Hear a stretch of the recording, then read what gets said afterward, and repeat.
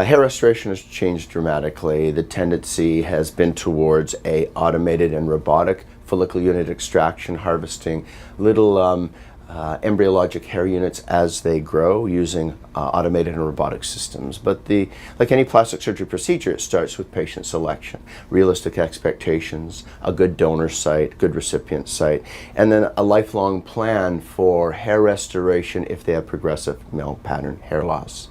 Our patient today, Adam, had some frontal temporal thinning. He's had one restoration 1 year prior to this, and he's back for some density, frontal hairline amplification, and then densification. This would be his second procedure. We'll see his segmental before and afters. And then he would just wait a number of years, perhaps indefinitely and permanently. Maybe he doesn't need more hair, or maybe he does. Really, hair restoration is a lifelong plan and a relationship with that patient over 20 years often. So Adam, today we're going to be designing a little amplification to your hairline. He wears his hair very, very short, so whether you harvest your hair through a strip graft technique or an FUE technique, the artistry of the hair design really is the essential ingredient to a natural looking hair. We'll talk about the back of the scalp, the occipital donor, and then it's about the most scarless technique, or try to avoid a linear scar, so that a patient like Adam can wear his hair super short and not have the stigma of strip graft or large punch graft donor sites that we'd seen in the past. Hairline design really is just looking at a face aesthetically, looking at the Da Vinci thirds, the upper third, middle third, lower third, looking at the shape of the face, trying to design 3 points. And the triangulation of a hairline is mid-frontal point and then temporal points. Once you've triangulated that, there's a number of different angles and measurements, as if you were designing a rhinoplasty or deciding on different proportions for volumizing the face. Hairline design is really an aesthetic gestalt of hair shape, scalp shape, forehead, middle third and lower third heights, and trying to make it look very, very natural. He's got a very natural hairline. He likes his hairline.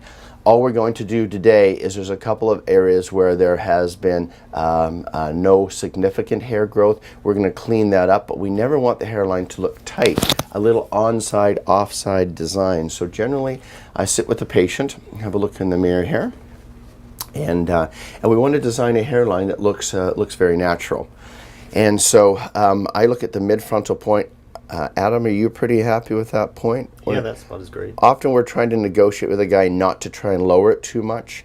If they're older and have a weak donor site, we got to keep that frontal point higher, even if it isn't as aesthetically pleasing. We got to be able to protect it with density behind that. His hairline here is very nice.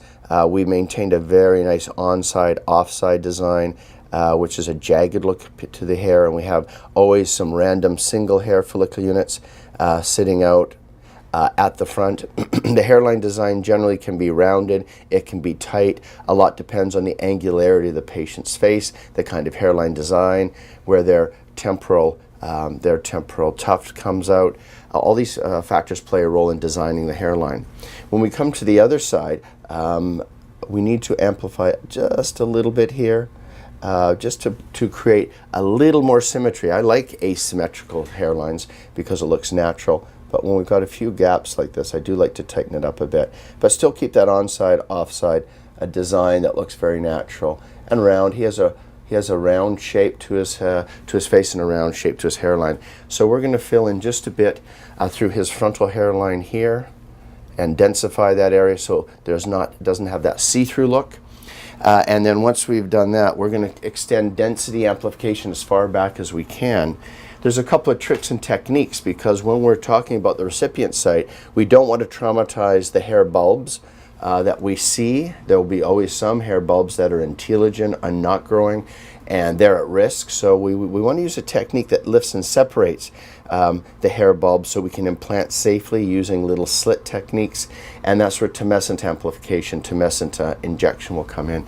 And in general today, I suspect we're going to be able to get way back to, we divide the scalp into the front third, which is sort of a triangular shape depending on the hairline. The middle third, which is always rectangular, and it is bounded by the crown, which is a circle behind it, by the two parietal hairlines, which are generally going to go down with age, and we always have to leave enough hair to fill these in if they thin. And then the most unique part of the hairline is always going to be the frontal temporal analysis and design. Certain ethnicities, African American, Canadian, Caribbean, will have a straighter frontal hairline. Most Caucasian hairlines tend to have a little temporal recession. And so we're going to do some densification in the front 2/3. This is his second hair restoration procedure, and this will likely do him now for a number of years.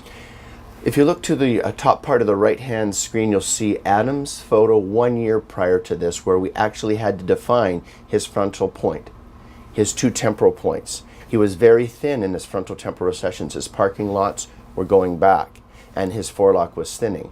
We designed the hairline, we got a great growth within 10 months, and now we're back densifying this. And so we can see the progression from his pre-op 1 year ago to his pre-op today, and then our amplification goals and densification goals during this enhancement procedure.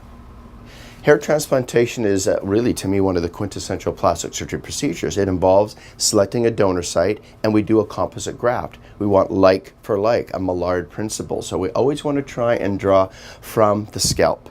Yes, in hair restoration, using a non-strip graft technique like FUE, I've taken from the chest, I've taken from the thighs, I've taken from the back, but that's always a poor secondary choice, like for like.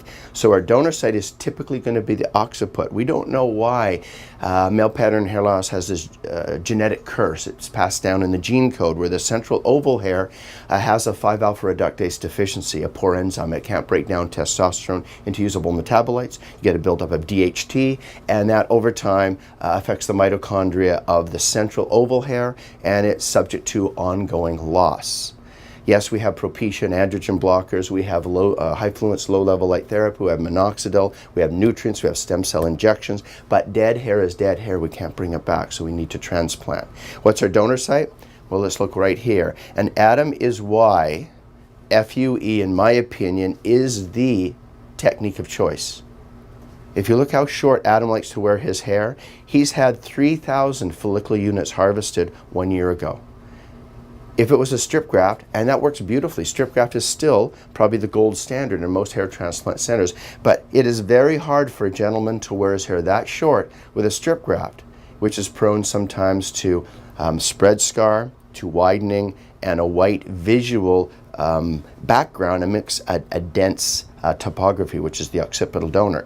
And so he's had 3,000 follicular units harvested, and these have left him with a very natural looking scalp. He could wear a number 1 blade, 2 blade, or a 3 blade shave and still look very natural. So when designing your donor site, it's very important to look at the crown and likely where the crown may go, and always take the worst case scenario. So if he crowns out, his vertex becomes enlarged over the course of the next 20 years, we do not want to harvest hair from the posterior aspect of his vertex, or that will fall out.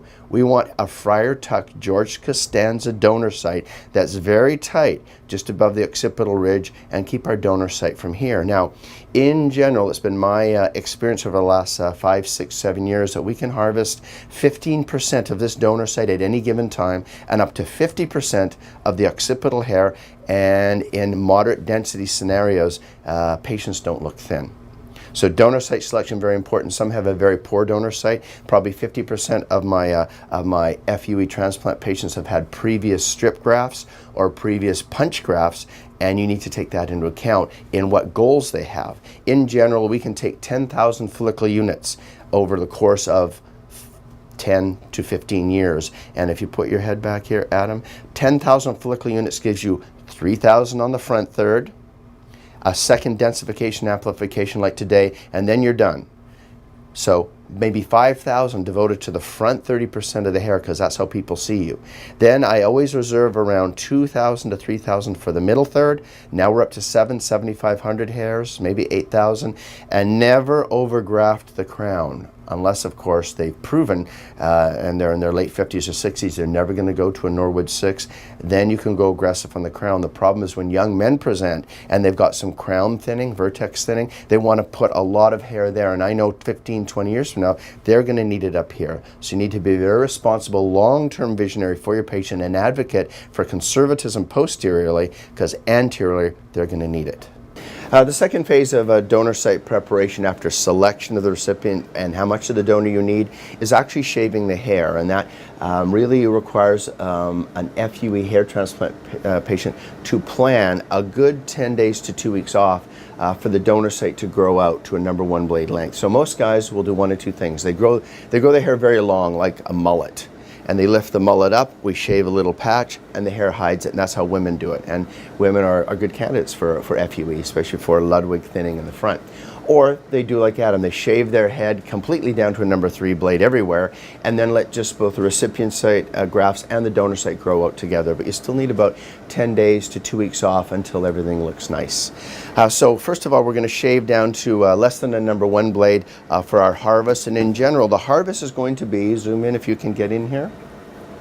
The harvest is going to be in that preferred site, just below the nuchal ridge to just shy of what would be the risk for posterior crowning, and then right around what would have been the old bucket handle locations for a strip graft above the ear. We don't want to venture into the temporal areas. That hair caliber is thinner and it doesn't match like for like frontal temporal restoration. We save that for things like mustache and beard and sideburn restoration, or eyebrow or even eyelash restoration, which is also very good for the FUE technique. So we're going to go ahead and shave. We've prepared the donor site. Now we have to provide some anesthesia. This is all done under local anesthesia, typical infiltrative sub-Q anesthesia, nerve block anesthesia, and tumescent anesthesia. Most patients have had a little oral sedation. I use benzodiazepine, 2 milligrams of lorazepam, little Toradol, preoperatively, and intercurrently during the day. The average patient will get about 4 milligrams of lorazepam depending on their body weight during a 8-hour transplantation. It's about an 8-hour to 9-hour process for 3,000 follicular units. 3 to 4 on the harvest, little break, 3.5 to 4, 4.5 on the implantation. So we've got our donor site demarcated. You'll see that we've created little areas where the trays need to be set up for the robot, so we're going to see the ARTIS robotic harvest technique today. Now we have to provide anesthesia. True tumescent anesthesia makes the ARTIS doesn't like true tumescent like you would use for lipoplasty, and so generally I'll do some blocks. You know, the nerve distribution in the posterior occipit's a little variable. You've got your occipital and the 2 lesser occipital nerves and the posterior greater auricular nerves you have to block. So I just basically do a regional block inferiorly, regional block superiorly, and then just a random field block. And then once we've defined the area, we'll do some tumescent anesthesia. When we get to the front, typical frontal temporal block is going to be supraorbital, supratrochlear, and tumescent anesthesia in the recipient site. And so I pick the center of the nuchal ridge, and within 2 finger breaths are going to be the occipital and the 2 lesser occipital nerves, so we block them. I'll try not to get in the way here. And a simple little infiltrative anesthesia. This is about 0.5%. I go along the base about every 2 centimeters. I do the right half of the scalp first, the left half second. A little gauze, please, guys. And so we'll talk about, we did talk about the business of hair restoration and how I'm a big believer that the doctor needs to be in control of the process. The doctor does the consultation. The doctor works with the patient on a vision and a plan. The doctor decides and designs the hairline. The doctor needs to do the anesthesia. The anesthesia part, like anything that we do under local, is the riskiest part. We have to know about lidocaine toxicity, about the signs of lidocaine toxicity, have in your facility the ability to resuscitate a patient were they to get a complication from lido or a complication from epi. So patient selection, I still do a cardiogram, 12-lead cardiogram, and blood tests on all my hair restoration patients, make sure they don't have a bleeding abnormality, they don't have any unknown hypokalemia, and they don't have some conduction abnormality, because there's a fair amount of adrenaline in our tumescent fluid. And some of these guys are a little older, they may have some silent ischemia, and if there's any evidence of an old MI, ST abnormalities, I just don't do them, or send them to an internist and get it adjudicated before doing the procedure.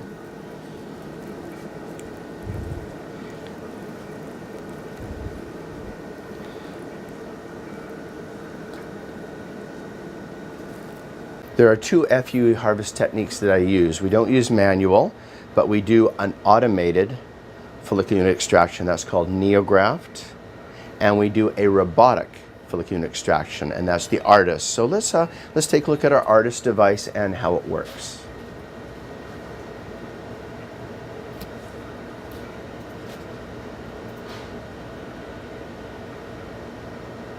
So we bring in the robotic arm of the ARTIS. This is an offshoot of the Da Vinci and the Da Vinci company. We're going to bring the ARTIS device in, and then we're using a computer generated model, an algorithm from the company that allows us to design and devise which hairs we want to select for harvest, the angle of the rotatory punch that's powered by the robot, and the depth of that punch.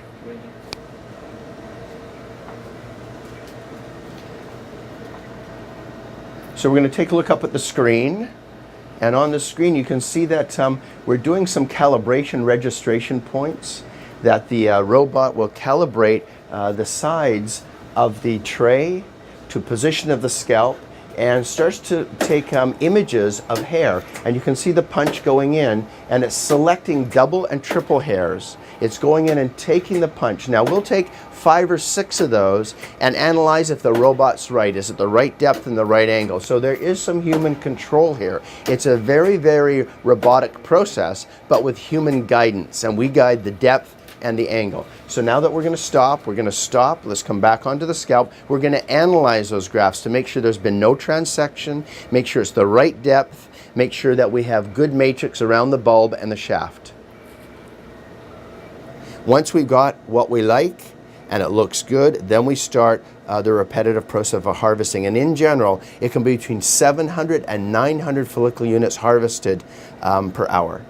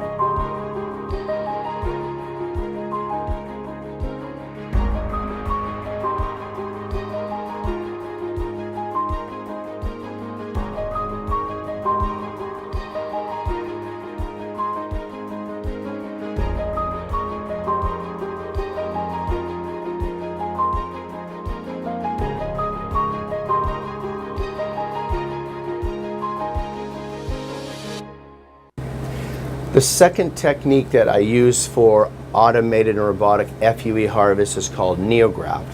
Now the neograft, the robot, is the brain of the technician or the surgeon. It's a rotatory punch that's motored like ARTIS. However, the angulation, zoom in on the harvester, this is called the harvester, the angulation and the depth is determined by 2 or 3 graft attempts, and then the angulation of this rotatory punch is determined by the technician. So you need an excellent technician with the neograft, and that's the biggest criteria. With ARTIS, your technician is the robot, and the technicians guide the angulation depth, but the robot's very accurate on its angulation. Now, of course, there can be robotic errors because you miscalculated the angle. The nice thing about the neograft, as opposed to the ARTIS, is that it cores aspirates along the tubing and collects in a canister. And so you don't have to take the interrupted moments to stop and then take the grafts and extract them manually. And there's some avulsion trauma with that technique that may or may not affect graft viability. I think these are equally viable as a composite graft technique. And you have a good technician, you can harvest 700-800 grafts per hour with the robot. 700-800 grafts per hour, so there's not much speed difference. However, you need an excellent technician for NeoGraft, you need good technicians for artists. There's disposable, consumable discussions and capital cost equipment that we can talk about during the actual, during the meeting. Okay, now before we do this, we augment our anesthesia technique, and we're going to do tumescent anesthesia. So similar to, let's say, if I was doing a lipoplasty, we're going to we tumesce the scalp. Why do we tumesce the scalp with this technique versus we don't when we're doing the robot? We're going to move in here a little tighter. With this technique, this helps rotate, it rotates the shafts up and out so they add a very consistent angle. The tumescent anesthesia, it confuses the robot, number one, because it changes optical recognition. And number two, when it starts to rotate, it's not a sharp punch, the artist and the robot, and you get some spinning of the rotatory punch. So I use tumescent for the NeoGraft automated and non-tumescent for artists robotic. And so now he's already numb, so the actual tumescent technique is very straightforward.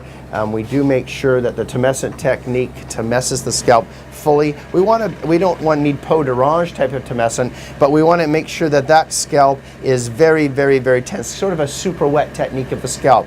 The plane that I'm in is in the Galea aponeurotica, so we're just above occipitalis, but we're under the dermis and the sub-Q. That nice sweet areolar plane you might tumesce if you were doing, let's say, on the anterior brow, if you're doing a brow lift under local, or a flap for scalp reconstruction. So you tumesce that up very nicely. Now, it takes that 35-degree angulation in the occiput, rotates the shafts up and presents them very nicely for the automated rotatory harvest technique. The steps of the NeoGraft automated punch: number one, we have a little plastic cap, and that's our depth gauge protector. And we take 1 or 2 sample grafts, we'll cut this back so that we have a depth gauge that stops the rotary punch from going deeper. The next step is that the technician or the physician needs to angle the angle of the shaft. The tumescent fluid allows the shaft to rotate up and be very consistent in its presentation.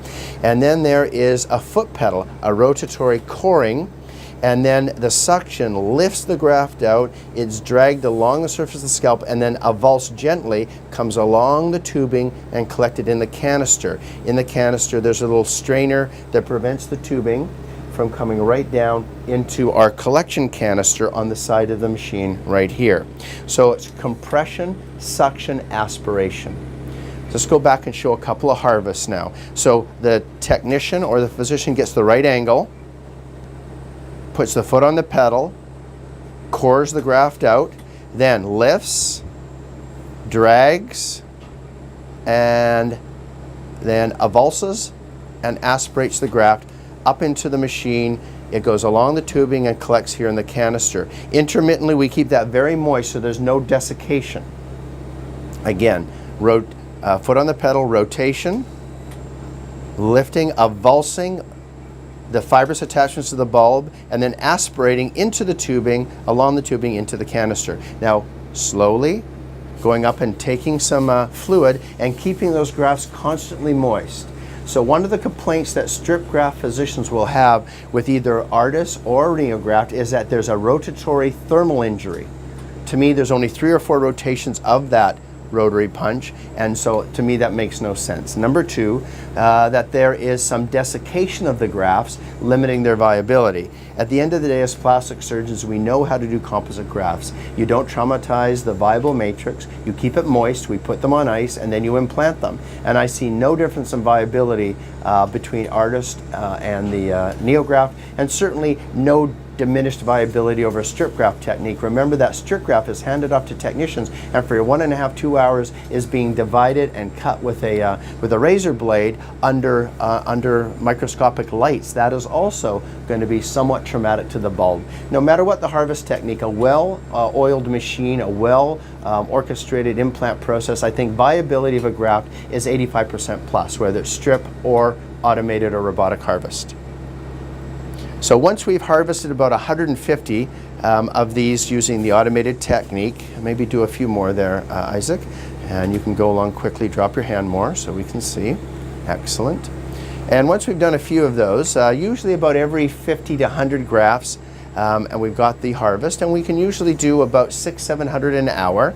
And generally, just like the robot, we harvest one, leave 4 or 5 hairs around, harvest another, leave 4 or 5 around. We always leave enough hair in between the donor sites so you don't get localized alopecia.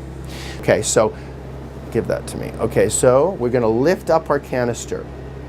And as you can see here along the sidewalls, we have our grafts. So on the tray, we have our grafts. Zoom in on that side.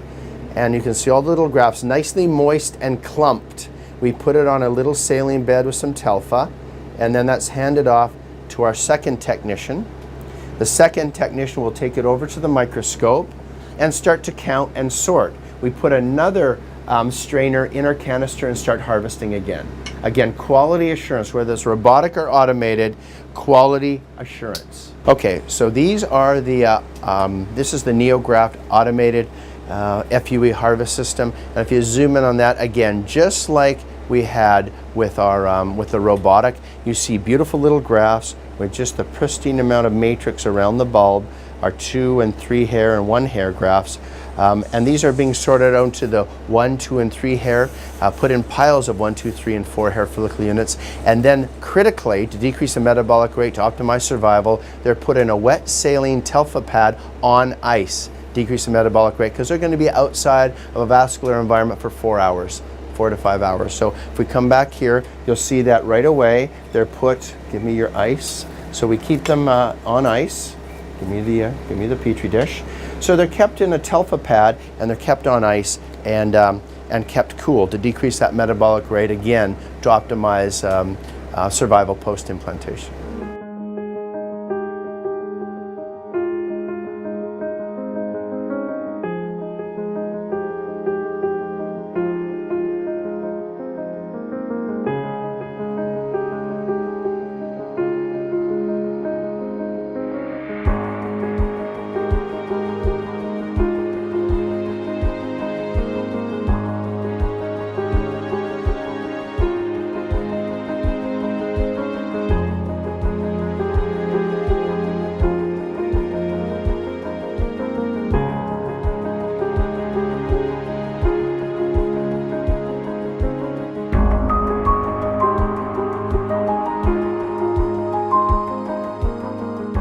We have, during this brief break, we've spent time under a microscope and we've taken our grafts and we've assigned them numerical count, meaning the 1 hair follicle units, 1 bulb, 1 hair, 2 hairs per bulb, then 3s and 4s. The 1s and the 2s are most important because we to numerically assign and identify, because we put them towards the front. So if we look here, this has been sitting on ice. It's very cool. Each little packet has 100 grafts in it. Each little packet is 100. And back here, which is our standard location, these are going to be the 4 packets with 1 grafts. And often takes 400 to 500 to span the entire frontal hairline. And these are going to be on-side, off-side, jaggedly placed, because we don't want a Ken doll hairline. We're going to talk about hairline aesthetics. Straight hairlines are really old school. We want a very natural hairline. You can't tell it's been done. And then we'll have our 2 hair follicle units, and then the 3s and 4s, 2 3s and 4s are admixed together at the back because we disperse them throughout the posterior part for densification. The 1s and then the 2s near the front. They've been sitting on a bed of ice here, nice and cold, And so they have been protected against hopefully superoxide radicals and ischemia, and they're ready to be implanted as a free hair graft, like doing conchal cartilage grafting or complex three-dimensional full-thickness skin graft. Now the next thing is we don't want to induce any trauma. We've drawn a hairline, we've got the on-side, off-side patterning, we put all the ones near the front, and at the back, ones and twos to stagger a jagged on-side, off-side hairline. If you look at his hairline, he's had his hairline done before. You really wouldn't know that that was transplanted. He had virtually no hairline before. It looks very, very natural. We just want to, fill in little areas, even add some more random ones to the front. Having a few ones sitting 1 or 2 millimeters out in front of your designed hairline looks very natural. Okay, now how do we not damage the hair transplant we did a year ago? We used classic tumescent anesthesia. You can see the whiteness he has down here, vasoconstriction. I've done a supratrochlear, supraorbital block. He's completely anesthetic. We want to lift and separate the bulbs so when we slip between them during implantation technique, we don't traumatize the active bulbs that he has. And so we simply do a classic tumescent technique. And we just lift and separate. If you zoom in on that, you'll see his scalping lifting and separating those bulbs, lifting and separating the bulbs so we can get at the hair without traumatizing, identify the gaps between the hair, and then over time, 12 hours as it comes out, all the hairs come together again. So it allows us to really, what I call densely pack. In the old days they would call it micrografting, because remember we don't divide. We harvest the hair as it grows in the back and we implant it. We don't divide, we don't cut, we don't segregate. We do very, very little, if any, post-graft modification. And so we took Mother Nature's bulbs with their hairs as they grow. If they've got a nice curly hairline at the back, nice curly hair at the back, they'll have lovely curly hair at the front. One of the complaints with hair restoration in the past is that when the strip graft was being modified, it was being modified so much you'd cut down to 5,000 single hair grafts, and when you lost all your genetic hair and all you have is your transplant hair, it looks unnatural because it's not wavy, it's a bunch of spiky hair. Because there's no relationship of one shaft to another.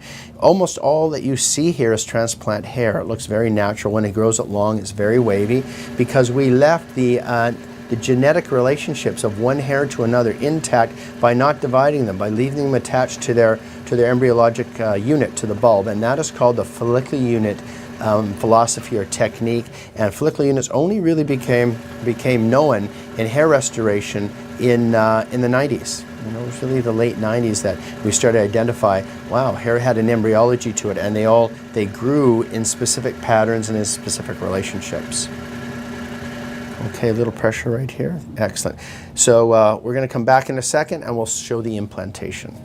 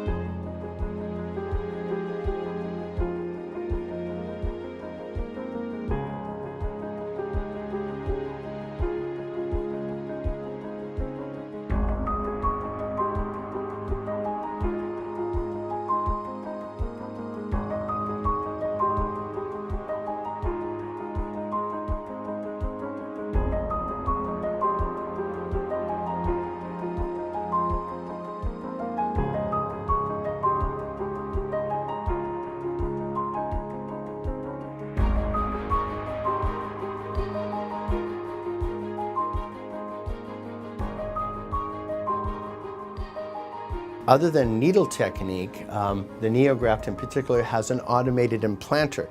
The concept being when you use this type of device, and if we can zoom in on this, I'll just show it against the white of my coat. This little device is interesting. It's got a little clear plexiglass.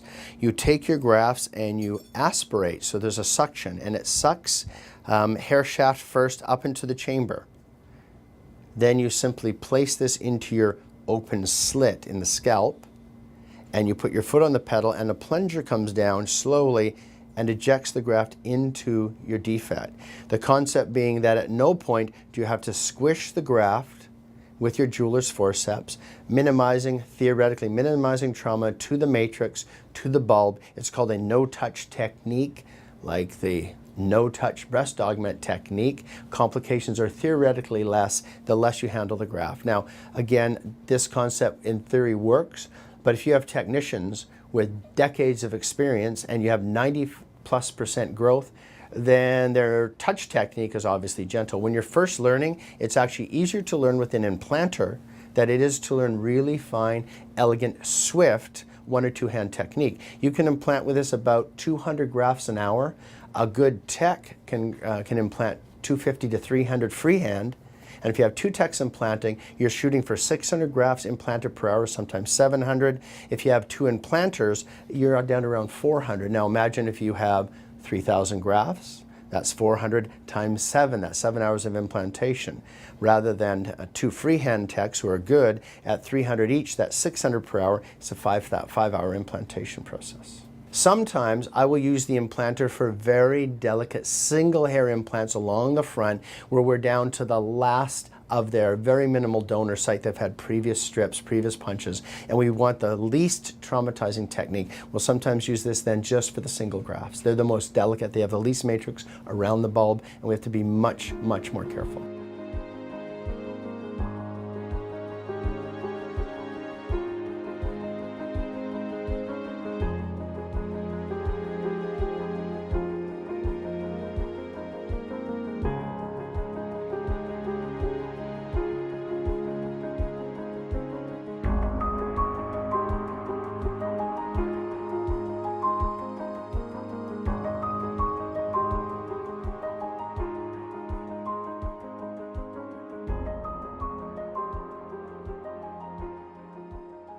Okay, we're back. It's the end of our transplant day. We've done ARTIS and NeoGraft, automated and robotic restoration. We'll point out a couple of features about the recipient site, post-op care, and the donor site. If we take a look at Adam here and we take a look at the recipient site, let's just come in tightly here. What we've done is a density amplification of his frontal third. We didn't change the essential gestalt of his frontal hairline.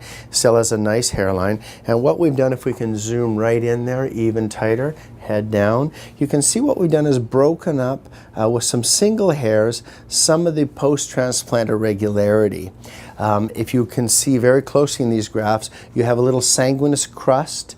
All the grafts are about 1 or 2 millimeters proud, so that the 3-dimensional contraction of a composite graft will make them flush with the surface. If you make them flush right away, the retraction that occurs with composite grafting leads to an indentation and a cobblestone look. So he'll have a very natural looking scalp. Very important that we have them in just the right angulation and just the right density matching from the back to the front.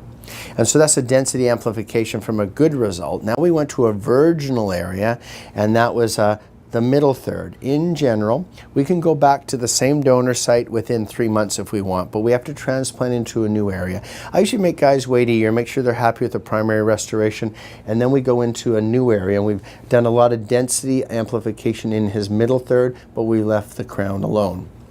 What are the instructions? No air on this area for 1 to 2 days. We'll see him back and we'll do a video when he comes back. We'll show him how to wash and shampoo with a little cup of water. Very delicate care of this scalp for about 1 month. No direct shower nozzle spray, no helmets, no rubbing, no friction. Nothing touches this for 2 days but air. That's the management of the recipient site. We're going to turn Adam around and take a look at the donor site. Now let's take a look at Adam's donor site and the management of the donor site. If we take a look, compared to a strip graft, the early recovery phase for a follicular unit extraction, be it automated or robotic, it looks worse actually. Very early on, it looks very odd. If you zoom right in, you can see we've got 3,000 little 0.9 to 1.2 millimeter follicular unit extraction sites, or coring donor sites. And each one of these has surrounding it 4 or 5 hairs, so it never looks too harvested from any given area. Each session we can harvest up to, zoom out, we can harvest Excellent. Up to 15% of the donor site density, and that means over 4 or 5 sessions. We can harvest 50, 55, sometimes 60% of the donor hair and not have a patient looking too thin. If they're going to shave their head completely like Vin Diesel, shave it type of a look, you could see little white marks where these used to be, but they heal surprisingly well to the point where even a #1 blade, you can't see this. Now we're going to put a dressing on here. We'll bring him back tomorrow, and then we'll take that dressing off. And if it's not looking bloody, we can leave that off, and he can wear a baseball cap that touches here. The baseball cap comes around, touches his forehead, head back, and as long as it's not touching Adam's recipient site, he can wear a baseball cap by the 2nd or the 3rd day and hide everything and go away on a vacation. It's going to take about 1 to 2 weeks for the stubble to grow out here in order for this to look blended. So we're going to see him at the very early post-op day and videotape that. We'll see him back at 1 to 2 weeks and then at 1 month. And then we'll see him maybe at 6 months, and of course you'll have his before and after at 1 year. Okay, so we're going to put a dressing on. The dressing consists of a little bit of telfa, zoom in on this, telfa, and an antibiotic ointment. The telfas are placed along the scalp, and then it's wrapped with a little gauze and go band. We bring them back the next day and take it off. Often patients on the day 1 or day 2 post-op don't need the band at all, and they can be open to air. So we're going to go ahead and put the dressing on. So we apply a little bit of polysporin to the area with the telfa and then stick the telfa down. Excellent. Apply a little polysporin, stick the telfa down. Excellent. And we do the same thing right across the scalp.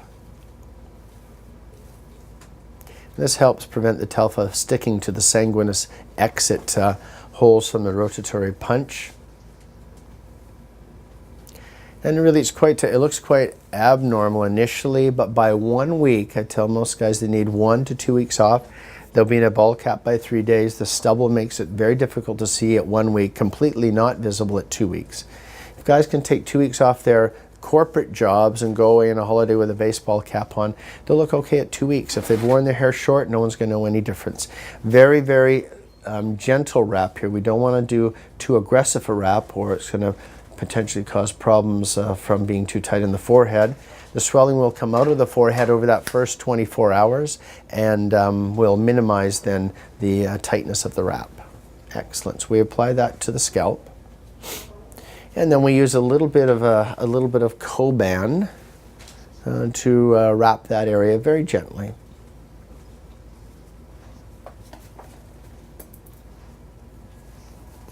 And so we do a little bit of Coban, gently wrap that around, include the top of the auricle, top of the ear cartilage. Not too tight. You want to get 1 or 2 fingers in here and not make it too tight. It can cause some skin problems on the forehead. And then we wrap nice and loose. And we'll bring our young man back tomorrow. He's going to take an antibiotic prophylactically. Probably you could just do 1 or 2 days prophylactically. I keep them on usually for 5 to 7 days. Very unusual to get a cellulitis, but one of the complications is scalp cellulitis, and that can kill grafts. The other complication is related to friction and patients not paying attention to delicate treatment of that recipient site, and mechanical trauma from patients not following instructions properly. That's very unusual. It can cause sometimes a telogen effluvium, both of the recipient hair, that is causing a shock hair where we place the grafts. Yeah, it usually comes back. Sometimes that can be permanent, and sometimes it causes a telogen effluvium of the implanted hairs. In general, with automated robotic hair, half the hairs fall out, the other half start growing. Those other half start growing at 6 months and contribute. So by 12 months, you have a total densification of maximum contribution. So it usually takes about 12 months. And in general, success rate, between 85 and 95% of the grafts will grow if treated in a very delicate fashion, both by the rotatory technique of harvest, if the grafts are kept moist and on an ice bed, and implanted within a few hours into a vascular bed where there's no trauma post-operatively. As all composite grafts, you'd expect well over 90% successful growth. We're back on day 2 post-procedure, post-ARTIS and NeoGraft follicular unit, automated and robotic follicular unit extraction and transplantation. You saw the dressing placed, a little Telfa, polysporin, and a Coban wrap. We have our patient back here today, Adam. That's what the dressing generally looks like the next day and the day after. We saw him at 24 hours. Often we see patients back like today at 48 hours. How would you describe the pain? Was it pain, discomfort? What was your experience like after the procedure? No, there was very little pain, and I actually feel very good. Great. Have you had other operations, knee, appendix, any other kind of surgery? No. So if the worst pain you've ever had in your life was a 10, how would you grade this discomfort? Oh, I would have to call it maybe a 4, Okay. 5. Yeah. So often 2 to 4, 2 to 5 would be, normally it's not a narcotic pain, it's a non-steroidal anti-inflammatory like a Toradol. So the Toradol you had was more than enough to cover the discomfort? Oh, absolutely. Yeah. So most people find wisdom teeth extraction more painful. Certainly with a strip graft technique, there can be quite a lot of sensitivity at the back, even numbness and neuritic pain, discomfort, and lack of dysesthesia above the scar. Although I think some of that is overrated. The strip graft generally heals well, but there's a lot more pain with a strip graft than with FUE, no question. So now we're going to take the dressing off, so go ahead there, Isaac. We're going to just take that dressing off, and we'll take a quick look at the donor site, and then after the donor site, we'll analyze the recipient site, what to do, what not to do. Okay, we've taken the wrap off. Let's take a look at now at our patient's donor site. We just take the Telfa off. Head down just a bit, Adam. Perfect. So we take the Telfa off, and it's still moist with a little bit of polysporin. Let's zoom right in on that, and as you can see, you've got the sort of level 3 sort of shave, and then we've got the patch that we've had to do our very, very tight shave, and you can see that that already it's very hard to see the 0.9 millimeter follicular unit rotatory punch. You can see that even the ones that were 1.2 millimeters for the 3s and 4s, and I'm not sure if we can zoom in close enough. You can see there's even a difference in the size. You can see most of these guys down here, these are all 0.8, 0.9 millimeter, and then where some of our 3 and 4 hair follicular units are 1.2 millimeter. Now, from this point, day 2 on, by about, we'll see them at 1 week, we'll see them at 2 weeks. By 2 weeks, this stubble will have grown out around here. So then the barb would blend in the level 3 with a 3 blade with a 1 blade. So it all looks good at about 2 weeks. Today, he can leave wearing a baseball cap from here to the front with no pressure on the recipient site. So a ball cap, we can show him in a ball cap today, and he can start shampooing. We use 2-finger technique, a mild shampoo. We can start to get some of these crusts off, okay? We're gonna come back in a second and talk about the recipient site. We're now back on day 2. We're gonna look at the recipient site. If we look at the recipient site now, this is very typical for a day 2 or 48-hour recipient site. If we zoom in close here, zoom in tight, you can see we did density amplification, a little bit of correction of the hairline.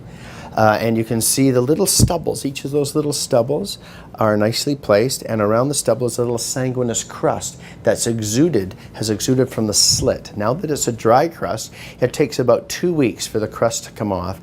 And then because he wears his hair short, there'll be little erythema in the scalp bed, but he'll be able to wear his, basically, his hair will look like all about the same length and will grow together. Back here in the middle third, you can see we've done a lot more densification. And then as we move to the front third, we've done density amplification. At this point, we show them how to wash, just cups of water, no direct spray from a shower, no trauma, no helmets, no aggressive activity or exercise with a lot of sweating or venous hypertension or Valsalva maneuvers. And then today, he's going to be able to leave with a baseball cap on. So zoom out just a bit. Adam, go ahead and put on your baseball cap here. And generally by day 2, without any pressure on the top, patients can leave with a ball cap on. So that's our goal. We do a procedure generally under local.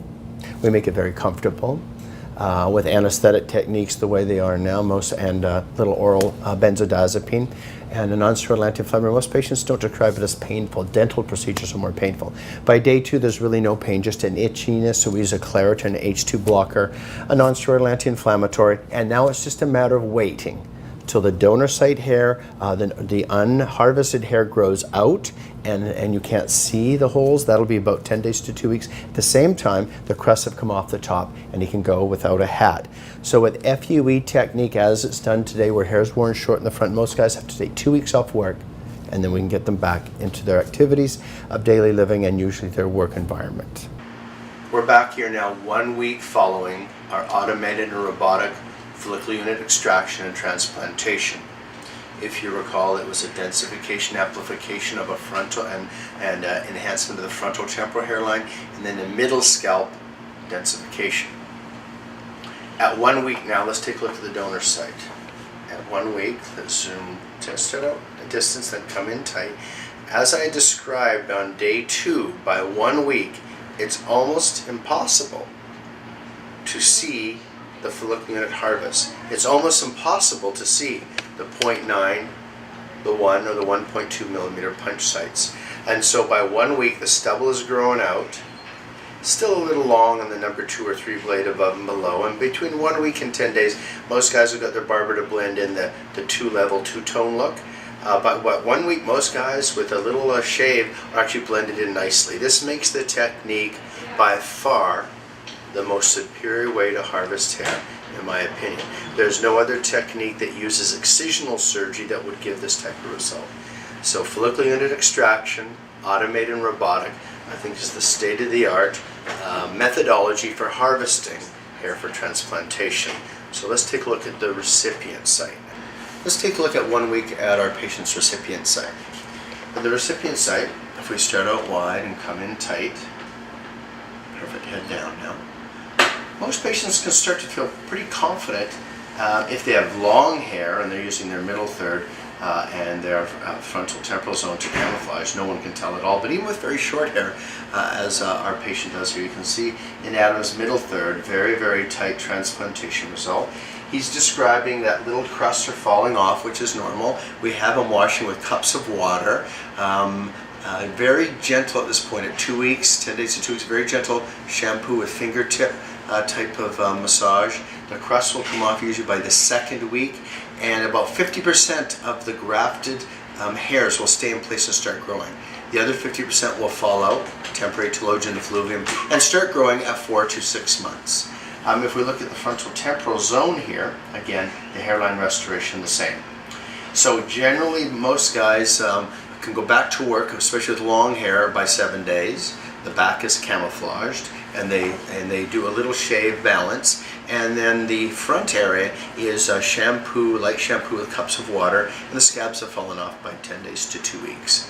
Once they're back at work, we start a post-operative care routine. At my center, we use high-fluence, low-level light therapy, high-fluence, low-level light therapy in the green and the red spectrum to enhance mitochondrial activity, oxygenation. They come in once a week. These are very high-power bulbs, not like a laser comb or a laser cap. These are 50 milliwatts per amp per lamp, and they sit under these lamps once a week. We do that for about 6 months. The other thing we do is add a nutrient shampoo with things that help with the growth of the neovascularized bulbs.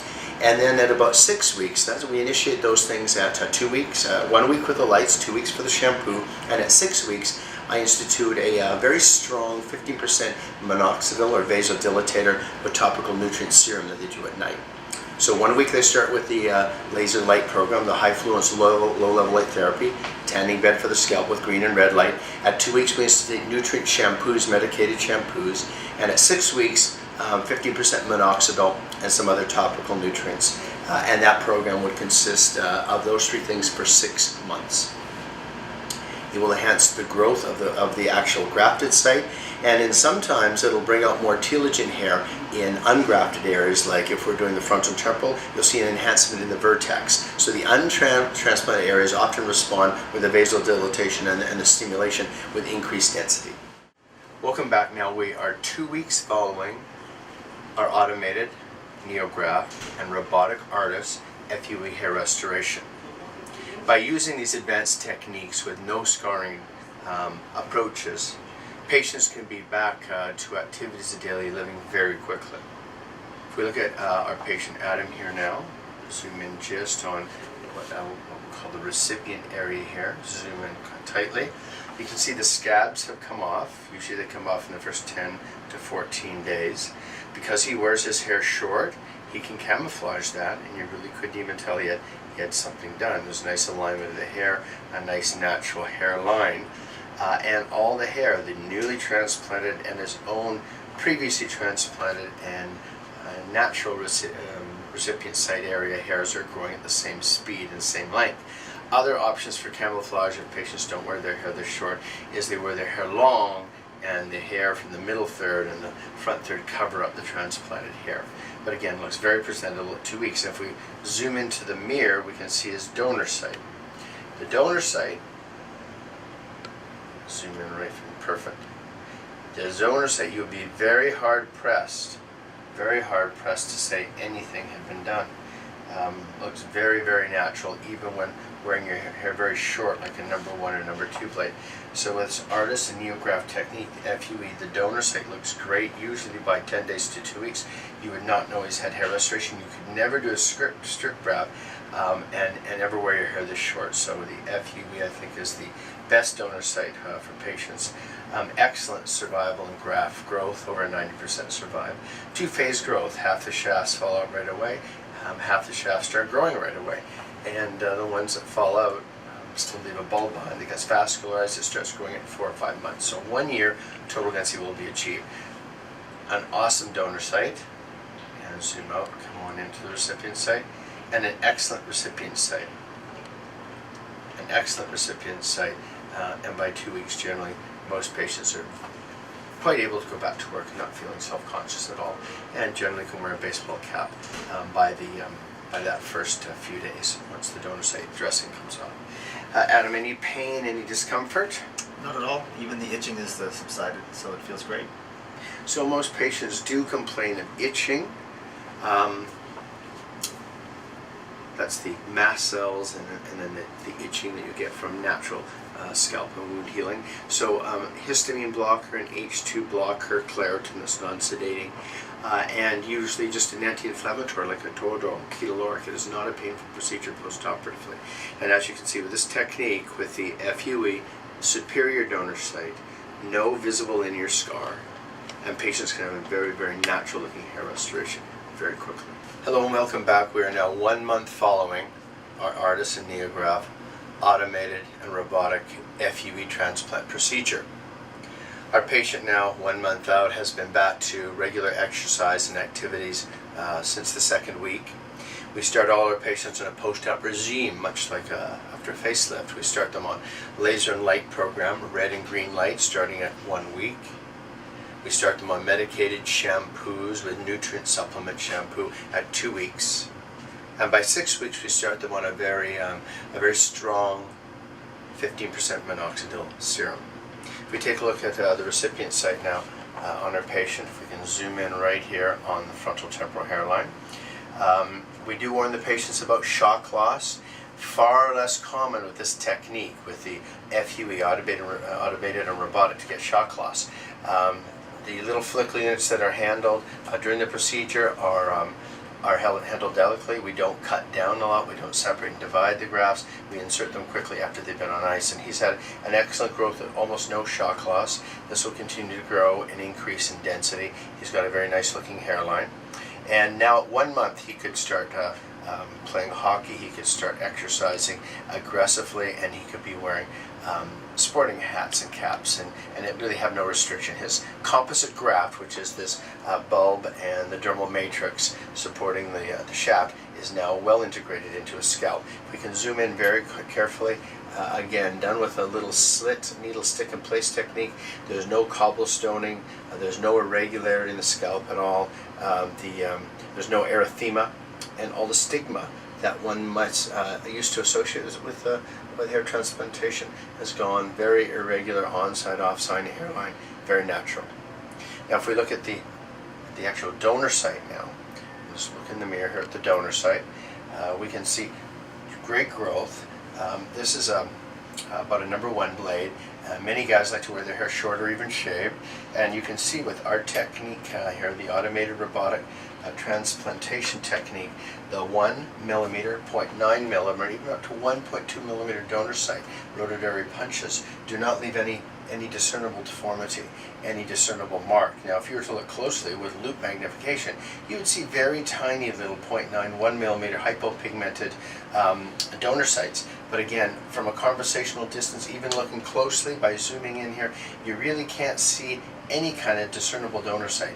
And there's no question of all the techniques that are out there for harvesting hair.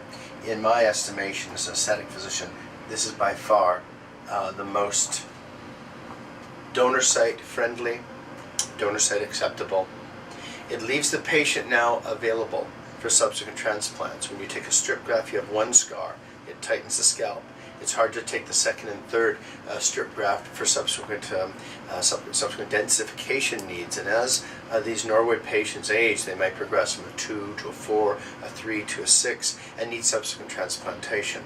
Automated and robotic follicular unit extraction techniques allow us to go back over and over without compromising tensile load on the scalp, without causing linear scars, without sensory disruption or dysesthesia, and give the patients the confidence they need to wear their hair as short as they like, whenever they like. And with a natural recipient, we really can now, in 2014, emancipate our patients from the tyranny of male pattern hair loss.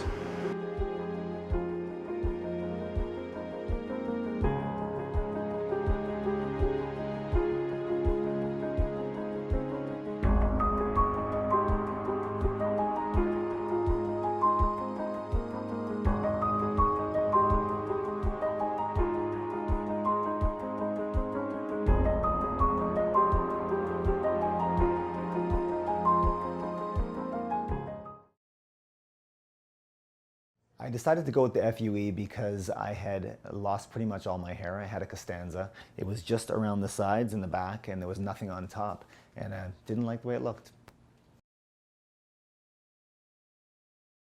The hair loss affected me in a lot of ways because it bothered me a lot because I did not look good with a bald head. I didn't think I had that proper shape, so it was uncomfortable to look at, to say the least.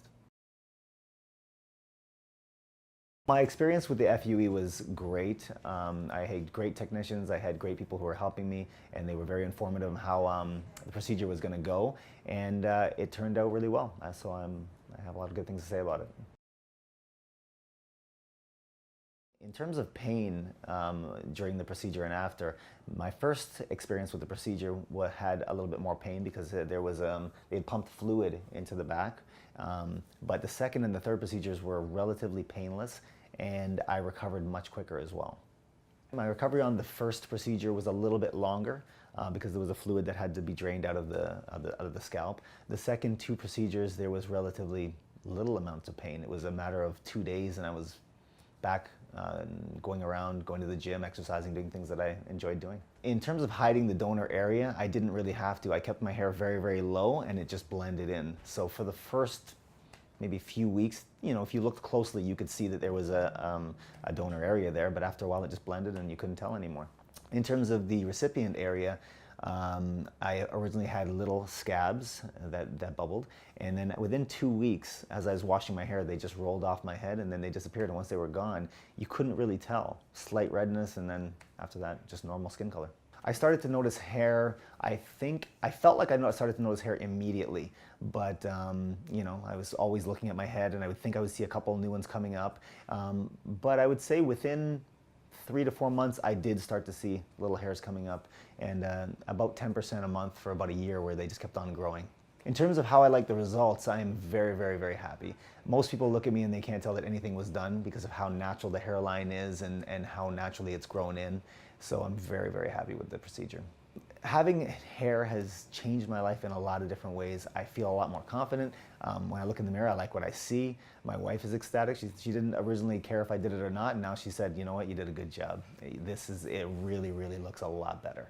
In terms of what I can do more, I just have more options in terms of hairstyles and how I want to comb my hair. I'm not limited to, you know, just buzzing it low as I was before. It looks extremely natural. I can't even tell when I look at it that anything was ever done. And most people who look at me, they believe that nothing was ever done as well. I have a gentleman who recently had a hair transplant somewhere else, and he has asked me for the number of Dr. Mulholland's office because he's always saying that mine looks so much better than the way his looks. I absolutely would do it one more time. As a matter of fact, I am on my last procedure now because I've gotten such great results in the front that we are going to just finish up the crown. So I definitely would do it again. I am doing it again and would definitely and do recommend it to everybody. I really, really appreciate the treatment that I've gotten here at Dr. Mulholland's office, and the staff is always so warm, friendly, and inviting. So I recommend it for everyone.